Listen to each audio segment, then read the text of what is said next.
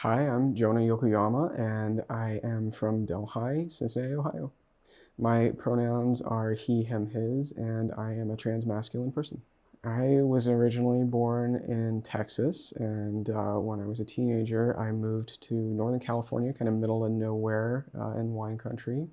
And I've been here in Cincinnati for 19 years now. I met my wife at a party in Indianapolis, and I was a tattoo artist at the time. And I was just kind of traveling around the country, and my vacation ended up now lasting 19 years.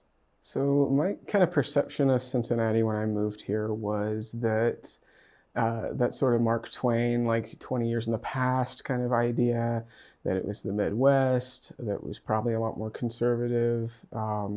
But also strangely, okay, so I grew up in small town Texas, and that's its own special sort of conservative and southern. And when people think of Northern California, they think progressive and everything, but it is around the big cities, but once you get outside of the big cities, it's really kind of a lot more scary than you might think for a queer person.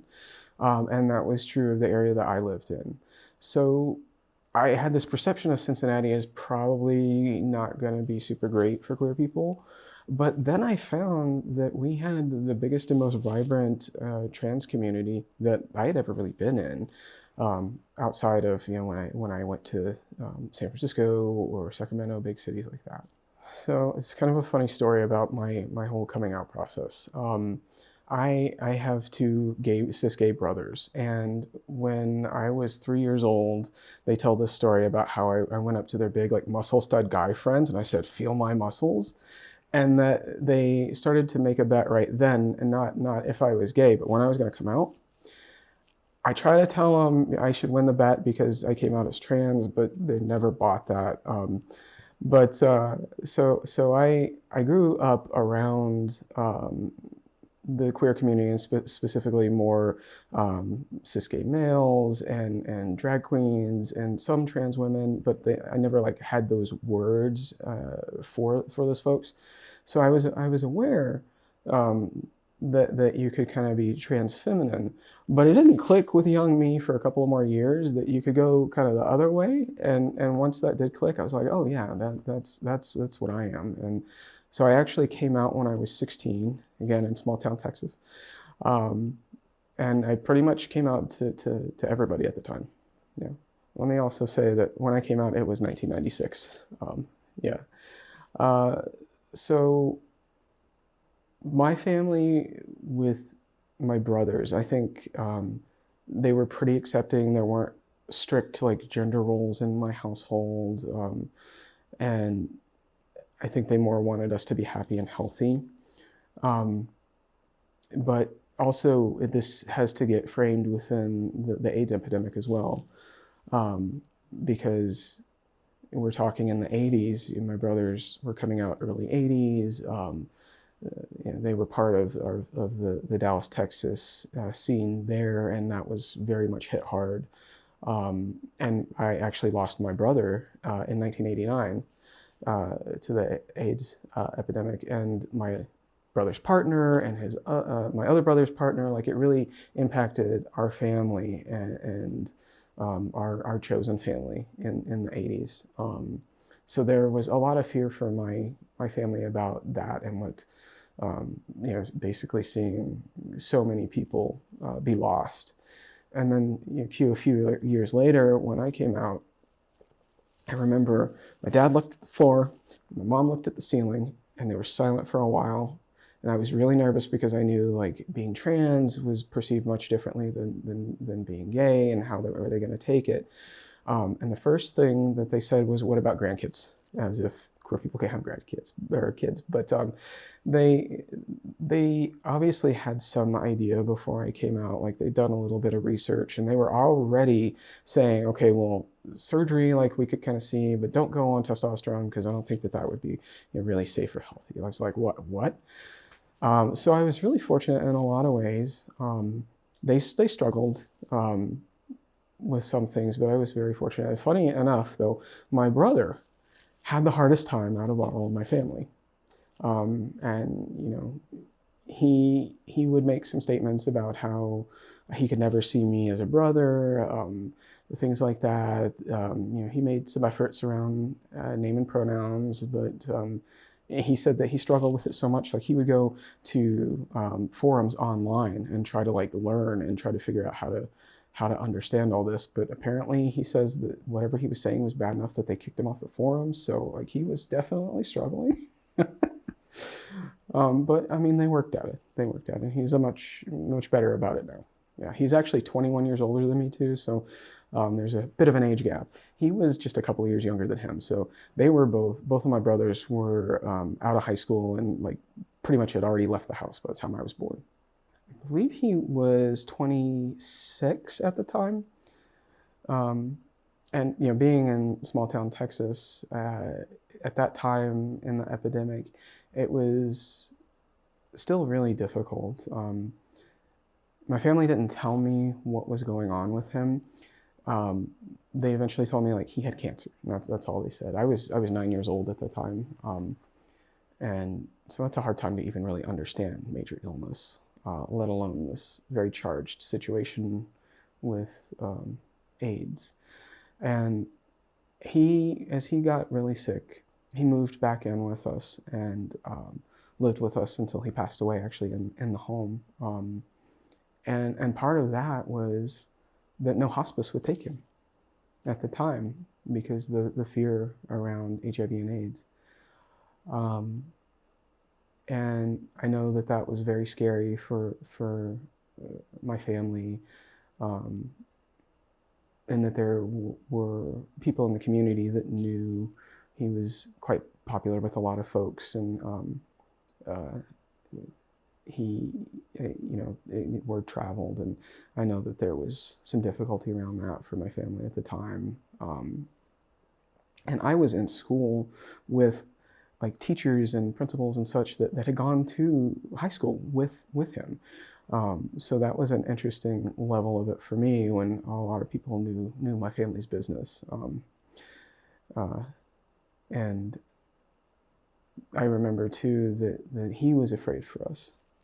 And no one was fully really sure how all the virus could get transmitted then. And I remember one time starting to walk into the room where he was to go see him, and he yelled at me to get out.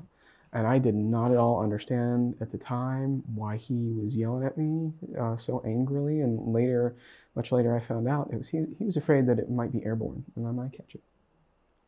So my other brother intentionally let the cat out of the bag. I overheard him talking to a friend on the phone and saying that my brother Paul had died of AIDS. And I had heard it, I heard it on the media and all of it. It was hard to understand. That's exactly what he was saying. Wait, but my parents told me it was cancer. But he disagreed with them hiding it from me, and he wanted me to know. And I remember asking my parents about it, and my mother in particular. So she was very much reeling from me knowing and trying to figure out how to navigate this conversation with me. I think because from such a young age, I was so aware of HIV and AIDS that did in some ways instill a bit of a fear, because I also saw the hate mongering around it too. But at the same time, I got to see the community coming together, taking care of each other. I got to see the deep love that people had for each other in spite of all of these external factors. There were a fair number of memorials and remembrances that I was a part of from a young age, and that sort of colored things with a bit of a somber hue too. But I was able to see so much beauty. And I think that more so than anything, it instilled, contributed to a spirit of caring, compassion, and fight. So I came out at 16, and pretty much the very next day, I literally think it was the next day, my family said, "Hey, we're gonna move to California," and I was pretty much floored by that and kind of confused and never quite sure. Why are you saying this? Is it because I came out and you want to go to somewhere maybe more safe for me? I think that was probably part of it, but also my brother Nathan, my eldest brother, lived in California, and they said, we want to move to be closer to him too. So that I came out, and then suddenly my life got disrupted in 5 million different ways, and trying to find a whole new group of friends and settle into a completely different state was pretty interesting. But also, there was no good health coverage at the time for trans people. Anyone that wanted and needed to access medical transition had a whole lot of hoops to jump through. At the time, the WPATH standards of care were kind of the only game in town. Things like informed consent were not really considered. You might have a provider here or there that might operate that way, but so few providers had ever worked with trans folks for medical transition that it was really hard to find anyone willing to do so. And like I said, I lived in Northern California in a little town called Kelseyville in Lake County, California. And I had found that of course, by the time I was 18 and could make this kind of decision on my own, the best thing I could find was I would have to travel 3 hours down to San Francisco for a clinic, and I would have to go about once a week for several months, and then it would trickle down in visits.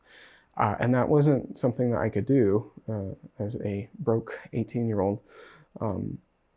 And insurance was not going to cover things, so it was all going to have to be out of pocket. So that was not accessible to me for a very long time, and it wasn't until I was 29 years old that I was actually able to start the medical transition that I was wanting and needing. Yeah, at 16, I came out and never really went back in. So there were ebbs and flows to how much I tried to press this with like my circles and all, because it was a difficult time to for people to understand. There was not a whole lot of information out there, and what there was more like trans women on Jerry Springer, or drag queens on Jerry Springer, and that was the framework that people had. And to me, it seemed a lot of the time that if you were transmasculine, then particularly if you weren't on any kind of like hormones, that you were often taken more like a tomboy. And so, I mean, outwardly for a lot of my life, especially before I got to have medical transition, I would look probably a lot like a very butch lesbian, for a lot of those 90s years and early 2000s. And so it would become a point of, do I need to come out again? Do I need to press my identity, or am I going to go on with my day? And so friends and close folks would respect who I was and knew who I was, but day-to-day life, it really varied how I was taken. Dating at the time, what I saw by and large and what I experienced myself was that transmasculine individuals kind of came up through the lesbian community, and often dated through, within, around the lesbian community. And that is what I did too. And actually, if anyone remembers gay.com, that's actually where I went to chat a lot. And it was, you were only welcome at the time on the lesbian side of things. You were not welcome on the gay male side. But the place that I met my wife was a party that was a gathering of folks who had met through gay.com from all around the world. And I had never actually talked to her on there, but she had heard that I was coming, and her interest was piqued, and we met at that party in person. Like I said, I moved from Texas to California right after I came out. I was also experiencing a lot of unrelated health issues that were making it hard for me to go to school. I'd missed a lot of school before I moved to California. And I was also a super smart kid. Like, I had been in advanced classes, competing academically, doing things like that. And I was getting really, really bored too, because I was missing school. And when I moved to California, the academics there were lacking. And so I was even more bored. Because of that, because of having just come out, because of discrimination that I was facing, because of being trans, I ended up dropping out of school. And in California, you can drop out of school at 16 if you pass the California High School Proficiency Exam. And so I did that, and there were really no prospects for college around there. My family couldn't afford it. It's a very poor area up there, very poverty-stricken. So the Reagan era closing of mental institutions and moving folks out of incarceration affected this area. They were settled there, and it just set up a whole nasty cycle of poverty and health and mental health issues. It was kind of a bleak area for any kind of prospects outside of some basic agriculture. Because of all of those things, I kind of just said, fuck it. And I dropped out and also decided society's not accepting me, so fuck society. And I had always enjoyed art, and I started teaching myself to tattoo. I built my own tattoo machine and did my first tattoos off of that, and then found someone in the queer community who agreed to teach me how to tattoo professionally. And that's how I ended up being a tattoo artist. I really felt like I don't have prospects in like mainstream society. I don't feel like I can, I have an avenue for going to college. So I'm going to be my own boss, and I'm going to do this. And it was quite an adjustment, because I was that nerdy little kid. Like, the first thing I ever wanted to be was a cardiologist, and the second thing was a quantum physicist. And then I'm a tattoo artist. This was a journey. But yeah, I spent almost a decade being a tattoo artist, and I really enjoyed that time in so many ways, because I got to experience a lot of things. I got to travel a lot of places. I got to kind of come into my own. Yeah. Part of the time I was working in a shop, and part of the time I was just kind of doing my own thing, traveling around. When I went to that gathering of folks in Indianapolis from gay.com, I actually brought my tattoo gear and was tattooing tons of people there too. So it was a mix of different places. And just as an aside, the woman that taught me to tattoo identified as a pagan, Jewish, lesbian tattoo artist stripper. And she was actually part of the first effort to unionize strippers in the US. And there's actually a documentary about that she's into. Yeah. Well, it was infancy of the internet at the time. So a lot of it with tattooing, a lot of how I got jobs in tattooing at the time was through word of mouth. I was kind of the only good tattoo artist for about 100-mile radius around there in Northern California for many years. So I got to be known that way. And then, it was the infancy of the internet, and we did have rudimentary gay.com at the time. And so that was also some of how I got jobs, and we kind of go to different gatherings and do them. Individual. I would say I don't have a particular style. I never liked to do flash, so I would always try to encourage people to tell me what they wanted to get across, and to individualize and create a unique tattoo for them. I have 8 tattoos now, and more that I have planned, many that I started when I was learning to tattoo and I've never gone back to fix or finish. That is normal for tattoo artists. My wife's name is Laurie, and I think I mentioned before, she knew that I was coming, and what she'd heard about me had really piqued her interest. And I remember when she walked in the door, I went, wow, like she's really beautiful. And she obviously kind of, her attention kind of zoomed to me, and she tried to play it cool for a while, but she totally pursued me hardcore. And I was pretty oblivious at first, like, oh, I didn't realize you were interested in me. But yeah, no, she pursued me. We hit it off really well at the party after, she got through that she was interested in me.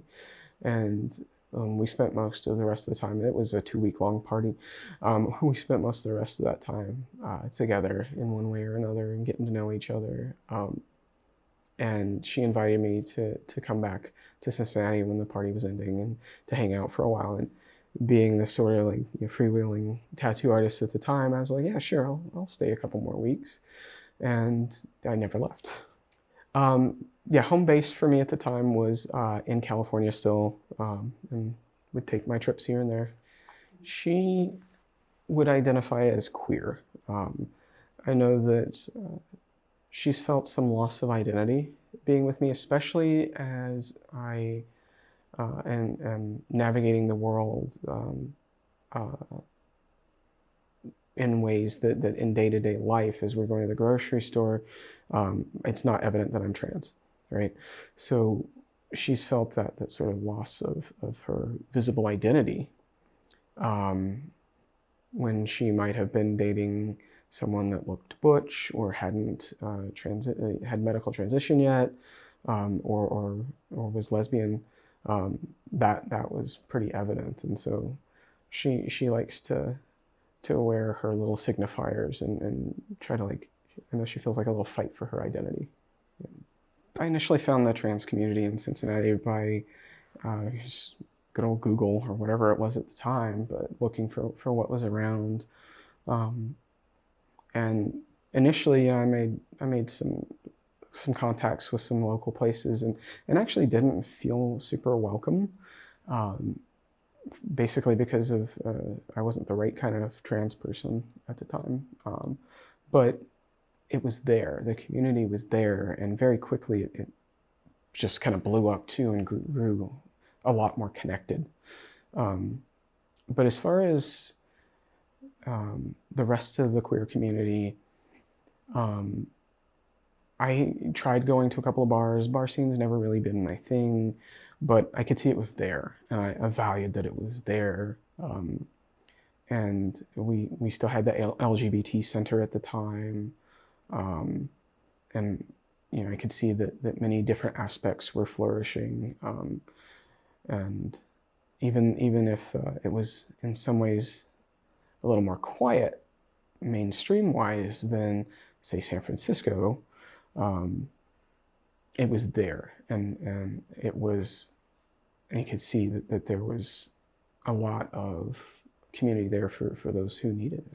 She didn't really have a whole lot here at the time. I think she got more into the Columbus scene, so she had a lot more folks there, and she had been kind of moving around and a little bit disconnected, kind of right before I got here. I remember going to Tilly's and the Dock, and there's another one that I'm blanking on the name of. I've never really been a big drinker, so it just wasn't quite for me. I was more into nature, and which lends itself to not being so much of a group kind of meeting people thing a lot of the time. And past that, it was more, I started getting into school, going to college, and activities kind of related to that. That's where I met people the most, I would say. And I started going to Cincinnati State at first, and without intending to or really wanting to, very quickly became the president of the LGBT group at Cincinnati State. And of course that took off on its own, and I met a lot of people through that organization. I believe I started at Cincinnati State in 2007. I think the group was going through a lot of changes. It started off a little bit small, but pretty quickly there were more than 20 people in it, and more than 10 that were quite active. I think mostly it was cis gay male at the time. And I know at first I was the only trans person, or at least out trans person, that was a part of the group.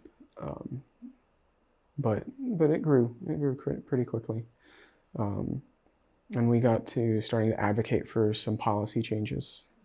I studied nursing and got my associate's degree in nursing at Cincinnati State. What did it take me? I think it took me about 4.5 years to graduate. Again, because I hadn't finished high school. It took me a little bit extra. I think my perception of how Cincinnati treated gay people was quietly. In some ways it felt very Southern, to not directly pay attention and just understand that this was going on over here. But there were the occasional bills, mostly local efforts, that would come through that were not friendly, particularly around trans people.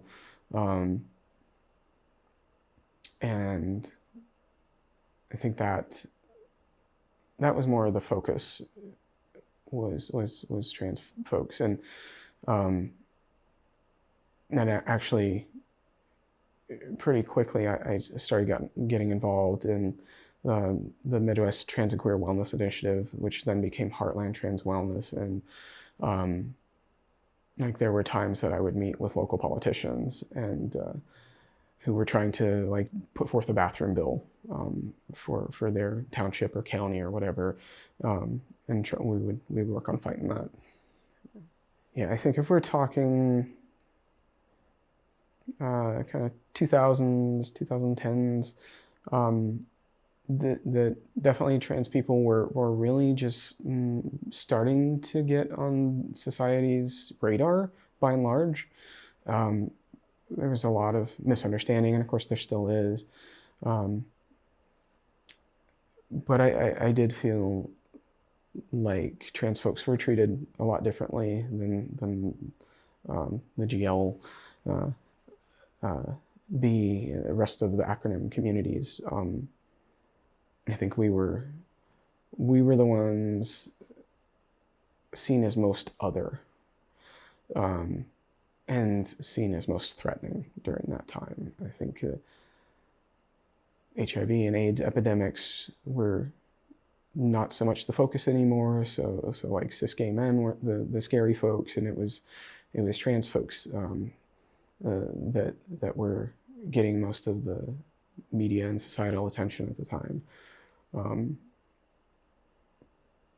I think the more visibly trans or queer or part of the community that you were, the harder it was at the time. When I first was coming out, we didn't have words for non-binary, for genderqueer, gender fluid, any of that. And the best way that I could describe who I was I would say that I felt 70% masculine and 30% more feminine, but that kind of changed from day to day. And there were just no words for it. I still don't feel like I have a word that quite fits. I usually just say transmasculine. I actually have another story that kind of goes along well with that idea of the scapegoat. And it was fairly formative for me. So when I was in 5th grade, there were a couple of kids that were in our, what did they call it at the time? I believe they termed it the special needs class. Yeah, and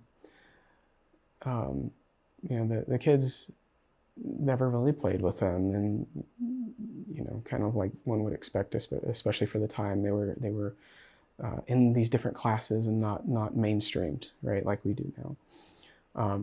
And we had a really cool giant playground, and a lot of the equipment, like those, if you remember those big tall slides, the metal slides that burned you all the way down. Yes, we had one of those, but we had like this ring of trees around that and the other playground equipment. And I remember the playground this one day at recess got super quiet, and that was really weird.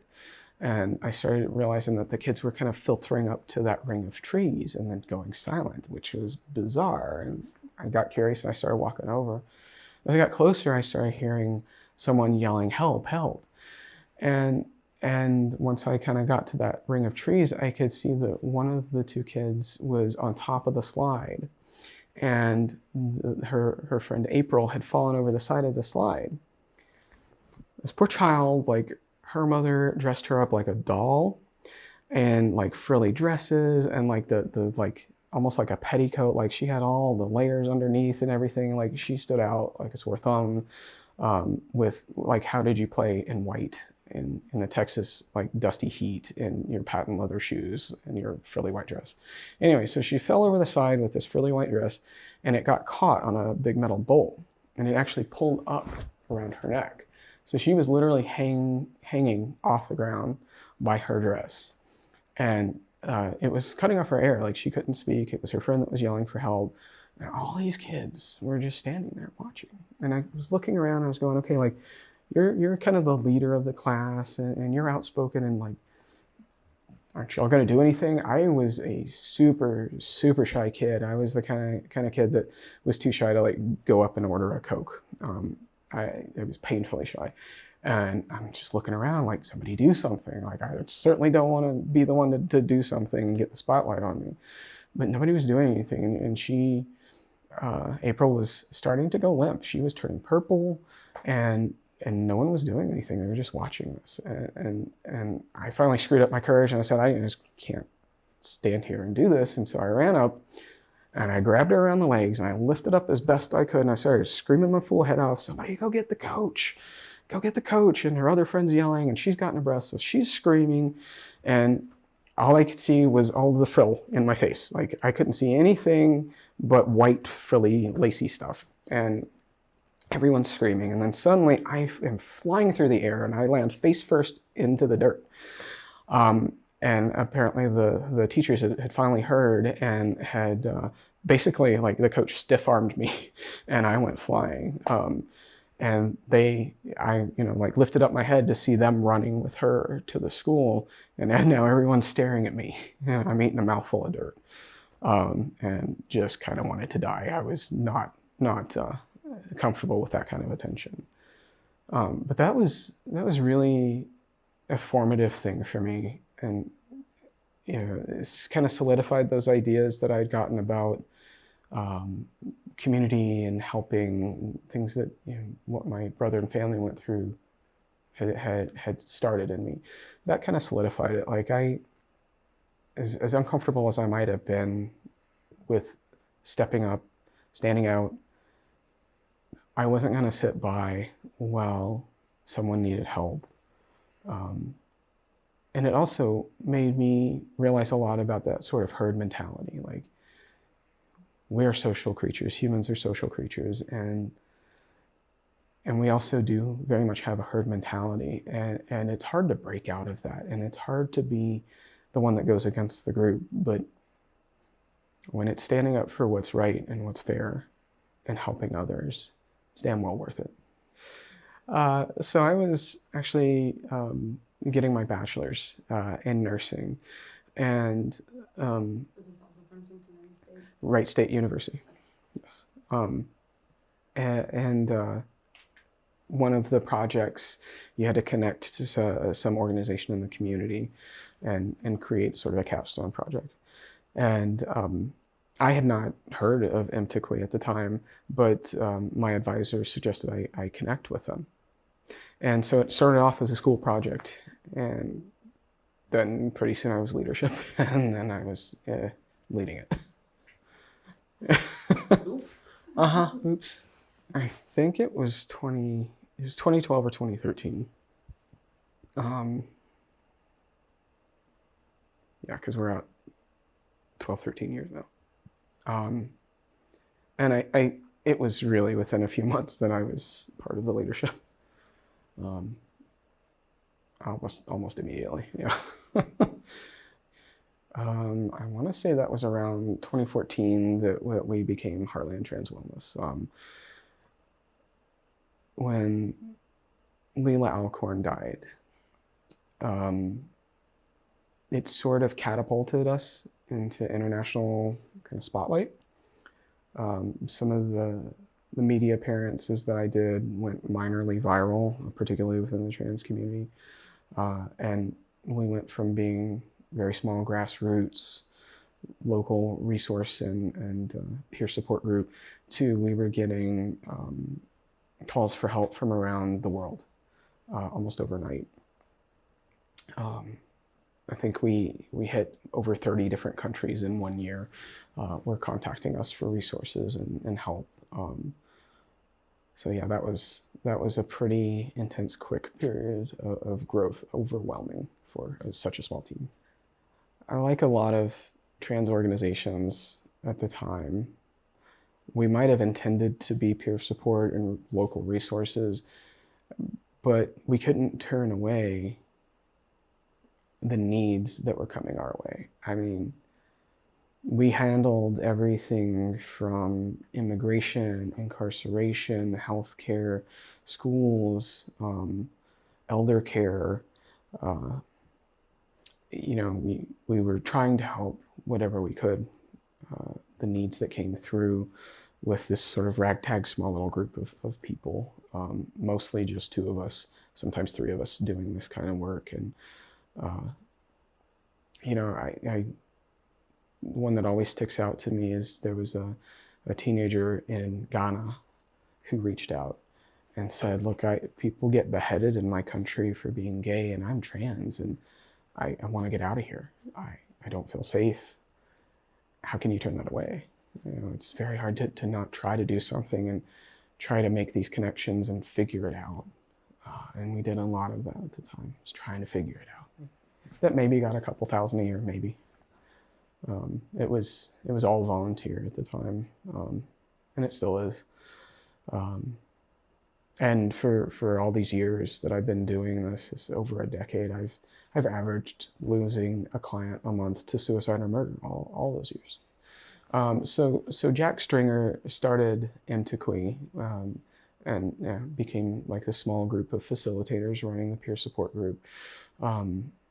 And then from that's pretty much when I came on. So leadership looked like Jack Stringer, myself, and then very quickly we had June Hulskamp, who's a local therapist, become a part of that. And a couple of other folks who I'm not sure that they would want their names on this, so I'm not going to name them. But that was kind of the core team, was 3 to 5 individuals or so at the time. And then pretty quickly, my wife actually was part of it too, and was deep in the trenches with us. There was no real funding available. I know there's a large funding organization that has 2 primary purposes. It's called ARCUS, and they fund great apes conservation and LGBT efforts. Why these got paired together, I don't know, but that's what they do. And they did a big study of the funding that goes to LGBT organizations.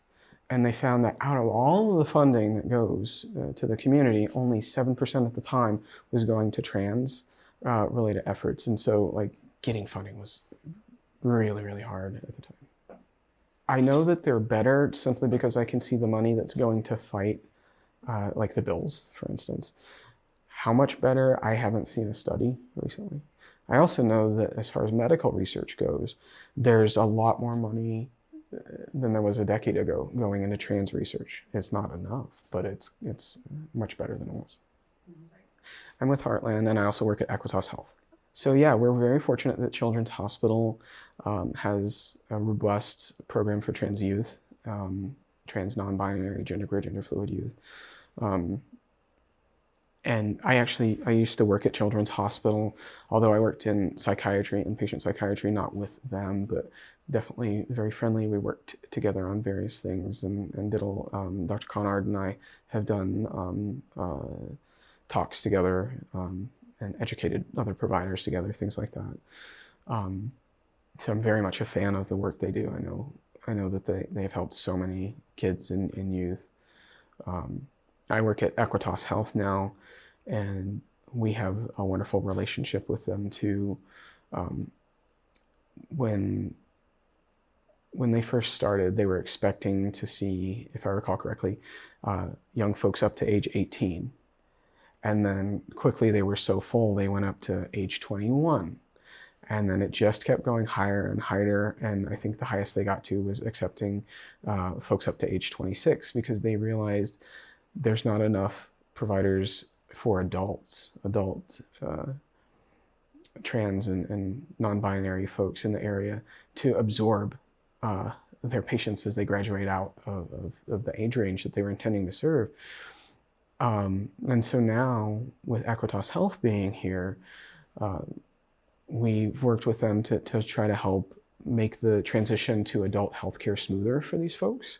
And because it can be scary going from that sort of youth, you are in a clinic intending to serve you and your peers, to the stories that you hear about adult healthcare. Now, Equitas Health is very much geared towards being a welcoming healthcare home for multiple minority folks, and especially the LGBTQ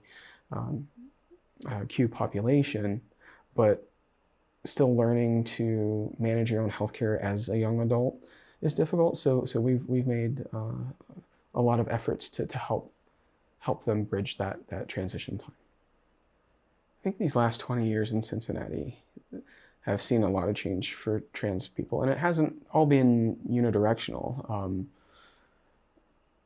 I think we went from kind of more quietly being in the background and making community for ourselves, to being under fire some from legislation and schools, bathrooms, that sort of thing. And then things kind of quieted down again, and there was a lot of interest in making things more equal, leveling the playing field more for trans folks, and acceptance, and particularly in the LGBT community. It felt like there was more intentional welcoming in. There were years where Pride seemed to try to center trans people more, where, for instance, Heartland was very much seen as a very important resource, and like we would ask to be set next to Glisten, because we had so many back and forth clients, and we worked well together. And we became, these two tents together became like the hangout spot for trans folks. Like, we were home base. And so it was a definite feeling from Pride that we were valued. And that, I think, extended into the community in general in a lot of ways. But still, there was not like a ton of funding. It was hard to get volunteers, especially volunteers that would stick around and that would help us, that weren't part of the community. As we were kind of drowning in this international amount of asks for help, it was difficult. We were always scrambling, but we saw a bloom of organizations, well, really more peer support groups, and multiple ones occurring at like the colleges. There were more at the high school level as well, that were, if not run a lot by trans youth, very much accepting and welcoming. And then in recent years, things have gotten a lot harder again. With the legislation that's come through, the sort of rise in hate and discrimination. These last couple of years, I've seen more people detransition than I have in the previous 12 put together. And they're almost all saying, it's because I'm afraid. It's because I'm afraid for my life, my health. And as much as this isn't who I am, I feel safer and like I can be alive if I pretend to be someone that I'm not than if I live my truth. A friend who was also born and raised in Texas, and she went back recently to help care for her family, an aging family. And she'd been living in Cincinnati for, I think it'd been nearly 20 years too. And she has that sort of Texan heart and the good ways and everything. And she moved again out of Texas, and we talked like last week, and she said, I'm afraid. As someone in a straight relationship walking around town, I'm afraid. And really simply because she's not Republican. And that the landscape down there is, you don't start off by saying, hi, how are you? It's, who did you vote for? And that the hate is so palpable, and it's so much on the forefront, that what we're hearing in the news and all the bills that they're doing, that's not the half of it.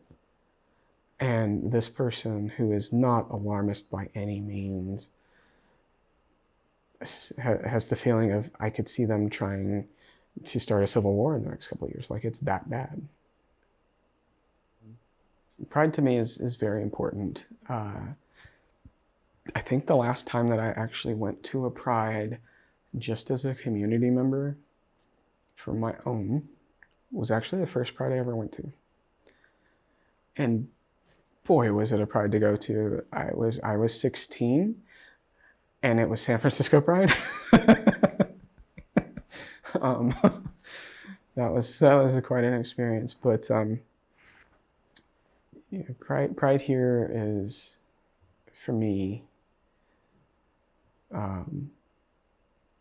very much mired in work, because I really spend every year trying to serve our communities. Usually it's been through Heartland, and we would typically get 600 to 800 meaningful interactions per Pride at our booth, which is a lot, and it's exhausting, and it's kind of nonstop. So many people looking for resources, needing help with this thing or that thing, connections to healthcare, dealing with a shitty situation, needing housing, all sorts of things like that. And then connecting with other organizations, people wanting training. That's what Pride looks like for me. But it's one of those where if that's all I could see about it, I'd burn out pretty quickly. But what I'm also able to see is the community coming together. And like I mentioned, we are usually that landing spot and that home base for people. And don't tell Pride, but we would also, for our folks that are our folks and our Heartland clients and community, and we would take care of them with water and this and that, and to help keep them going through the day. And so seeing that community and seeing these folks just hanging around, having a good time, and getting to just be themselves was always very, very encouraging to see and beautiful to see. Seeing them get to celebrate who they are, and the aftermath of Pride, because for us, Pride doesn't end there, because that's only the start of a bunch of contacts flooding in, usually people with needs that heard about us there, or got our flyer or whatever, and so it would usually mean a couple of months of hurried activity trying to help those folks too, and being able to do that, to help people and give them the tools to help change some of their situations. It was always very, very fulfilling too, and and part of what helps keep me from burning out is being able to do that and to offer those tools and things for people. And with Equitas now, getting to offer healthcare there. A lot of the times we're giving some kind of screenings or vaccinations or this or that, kind of health offering. We usually do HIV screenings and sometimes STI screenings and things like that at Prides. So a lot of the time lately, I'm more sitting with Equitas to do those kinds of things because I'm a nurse, and other folks are running the Heartland table. My very first Cincinnati Pride was working it for MTQI. I want to say it was 2013-ish, somewhere around there. We were kind of across from where the stages are in that sort of setback area with all the trees. And very much we're the hangout spot at the time, still. And we went through a sort of another era where we had more hate coming around too, and the people being more vocal around the outskirts of the grounds and sometimes going right through the grounds. And as we started off, I think trans people were kind of more an afterthought at an event like this. But again, the community is not monolithic, and I can't speak, even though I sort of have in some ways here, I can't speak for the whole community. There's always different opinions, but I think by and large, early on in the times that I've been involved in Cincinnati Pride, we felt more like the step kid or, on the sidelines. And then, as years went on, we could see Pride making a real effort to be more inclusive and sometimes even trying to center trans folks, trans lives. And now it does not feel, again, by and large, for I think most in the community, like we are exactly that sort of stepchild. Like it feels like we fully got our feet in the community, even though there's still plenty of discomfort and jockeying and for position. And I think there's an aspect that's being a minority of a minority that will always feel uncomfortable, like maybe you don't have equal footing, but it definitely feels a lot more inclusive. I feel like a lot of queer organizations have sort of realized the giant gulf of disparity between LGBT folks and the experiences of trans folks. And while there's a lot of the community that's been looking at employment, inequity and marriage, then you've got trans folks trying to stay alive. And I do think that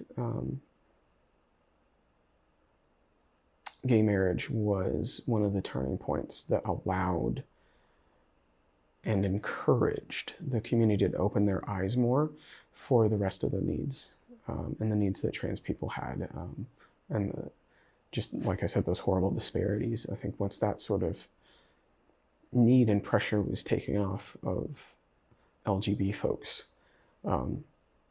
they could see, oh yeah, things are shitty over there. Let's try to help some more.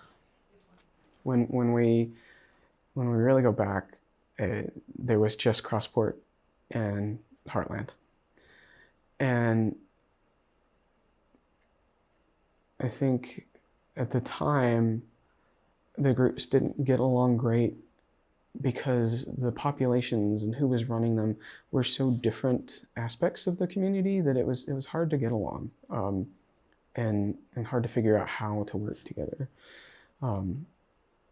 But in recent years, we've definitely become very friendly organizations and have shared spaces and work together.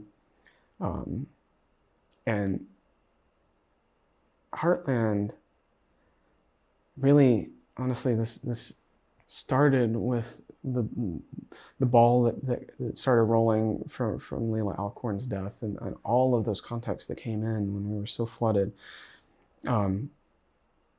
We were trying to be a 501c3 organization, and we could not keep it up. We couldn't get enough volunteers, and we are a grassroots organization now, and we've needed, as have the other organizations in town, kind of a shell to be a funding organization, a lot like Community Shares is, and TAC came into play because of that. And I was in the early talks helping TAC kind of come together, and I had to drop out because of my health. But like, TAC is a wonderful organization, and we are part of TAC in that way, and that TAC can help funnel funds to us, Heartland. TAC is the Trans Advocacy Council. And TAC is a lot like Community Shares in that it will help funnel funding through to organizations that don't have a 501c3 status. They also have a sort of a micro-grant ability where they'll help trans folks in the area that have needs, like I think it's up to $300 a year per person for like medical needs or what have you. I think the organizations in Cincinnati still have their rifts. They still have ways that they don't see eye to eye, or they don't fundamentally understand each other. I know that in recent years there's been a lot more interest from non-trans-led orgs here in working with or helping trans people, and it's been a mixed bag, honestly. There's been folks who are really coming from like a servant leadership place where they realize they have resources that we don't, and they want to help people get on more equal footing while seeking to help people have leadership positions who are part of those identities, and make sure their voices and needs are centered. And then there are others that are more that sort of patriarchal, like we think we know what you need kind of situation. So it's definitely a mixed bag, but still, even so, the encouraging thing to me is that there's a lot more awareness of and interest in trans needs. Well, I will start with, or maybe only talk about, not sure which way this is going to go, but life for trans people looking forward in the Greater Cincinnati area. And there's obviously a lot of threats going on right now, politically, legislatively. And my wife and I have long talked about pendulums swinging, and that this sort of social change that's happened over the course of the last 15 years or so for trans people has been, I think, faster than any other social or civil rights movement in our history. We have made so much forward progress. It's not enough, but it's happened so fast that there's almost like a natural pendulum swinging back as everybody goes, hey, wait, what's happening? And the vocal minority who have power, which is often right wing in this country, pushing back against that fast forward movement. And I'm not surprised that things are like they are right now. That sort of swing back has happened faster and more vehemently than I kind of thought it might go, unfortunately. But the fact that we've sort of backslid doesn't surprise me. But as a society, I think we will always progress forwards towards more equality and fairness and ability to value parts of us that are not part of the majority. Unless we get to societal collapse, like the apocalypse is coming, we can't feed everybody kind of a thing, there's no reason why we wouldn't have more ability to progress that way. And that's what we have seen when you look back through history. So I believe we'll get through this time. It's not going to be pretty. There's going to be nasty laws that go into effect and then have to claw them back, because once they're in the books, it's harder to get rid of them. There's lives that will be lost because of this. They're already being lost because of this. There's people whose options in life will be lost, will be very narrowed. They already are because of this pendulum swing. But we will get to better places, and I believe that in my lifetime we will get to better places. So that is very encouraging to me, that there is this general forward progression for trans people. And some of the ways that I get to see that I think are really cool are actually through my work with Equitas. The medical community, wasn't that long ago that most providers hadn't really heard of trans people, didn't know anything about medical transition or how they could support their patients, even in non-transition related care. But every year now, I'm actually working with UC's College of Medicine through a program, a class called Physicians in Society. And so that means that every year we get about 12 first-year medical students that come to work with me on a project.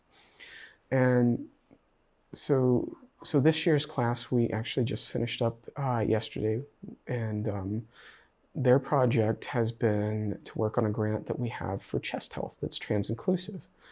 And what this has meant is for most of a year, I have about 12 first-year med students that are learning and are deeply embedded in understanding trans healthcare, trans needs, non-binary healthcare, non-binary needs, and it gives them a deeper appreciation for the community. And these people will go on to be all sorts of different kinds of doctors. They're not all going to be specializing in trans healthcare. In fact, almost all of them won't. But it means that there's a seed planted in these folks that will be, dermatologists and cardiologists and whatnot, so that when they do have trans clients, they'll remember, oh, hey, maybe I could think about ways I could alter the care that I'm giving to be more comfortable. I'll think about the forms that we have people fill out. I'll make sure my front desk staff gets educated so they're not shitty. I'll remember, hey, maybe I should help connect to the local community so this person that maybe is just coming out can get the connections they need.